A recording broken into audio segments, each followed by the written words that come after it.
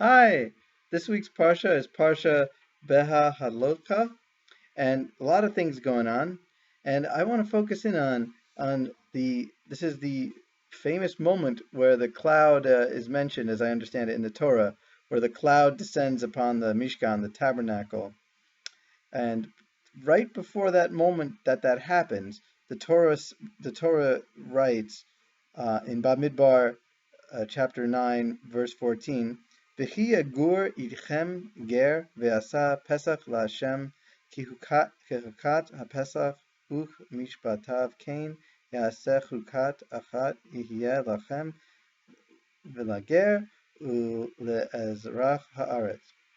And when a stranger who resides with you would offer a Passover sacrifice to the Lord, he must offer it in accordance with the rules and rites of the Passover sacrifice. There shall be one law for you, whether stranger or citizen in the country. And that is the pasuk right before it says, on that day the tabernacle was set up, as I understand, and the cloud descended, and it was a cloud that would be a cloud by day and a fire by night. And when it was time to go, the cloud would ascend from the tabernacle and lead them. And one question I'm wondering is, why the starts and stops? Why would the cloud have to stop and then start, and then there's a fire there? And and it doesn't take so long to get to Israel in the Sinai Desert. It doesn't really do that. It doesn't take 40 years for sure. I mean, I know there's other things that happened. The generation was like forbidden, but what was this? Is there any other reason they had to start and stop, perhaps?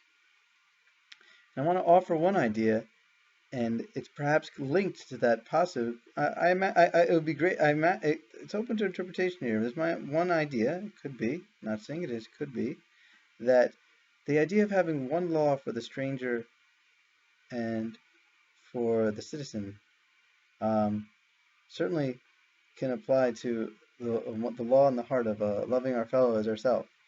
And this one law that if we're following it correctly, will lead to God's presence around us. And when but sometimes to get to that place of loving somebody, it is can be difficult. I know for myself, definitely, it can be difficult to I have judgments around myself. I have judgments around others sometimes. I do, and it's painful. It causes me pain. It causes suffering in my life. And then I need then it's not the time. Then it's time for me to camp. It's time for the God's presence of a holy fire to, as it were, burn away any hatred I have, any judgment in my heart. Because otherwise, well, first of all, I'm causing pain to myself. When I'm doing that, and also it's not what Hashem wants, as I understand it. So what does it look like, and what does that process look like? Or one way of that process is like to identify, bringing any person to mind one has judgment against. It could be a person or a group of people. Like there's too many groups of people being said. Let's say it's like a Democrat or a Republican, and like that's just a judgment.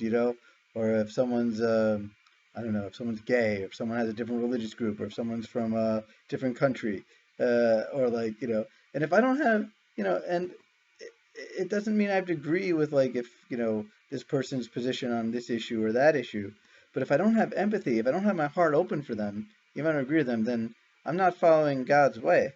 So I invite you, and if you want to invite you, to just bring that judgment to mind. Bring that person or idea or group, bring that person to mind, that group, and see if you could just send blessings to them. May you be blessed with good things. May you be blessed with love. May you blessed with understanding. And it doesn't mean I'm going to agree with you on this particular issue or whatever, if it is a political issue or whatever. But like, you too are made in God's image, and there's one law for the stranger and one law for the citizen of the land when I think it comes to the matters of the heart. So may we all engage in this holy cleansing, if anyone needs to or want to, and may invite Hashem into that process to help us, and May we all get to the Holy Land with pure hearts, and may you have a great Shabbat Shalom.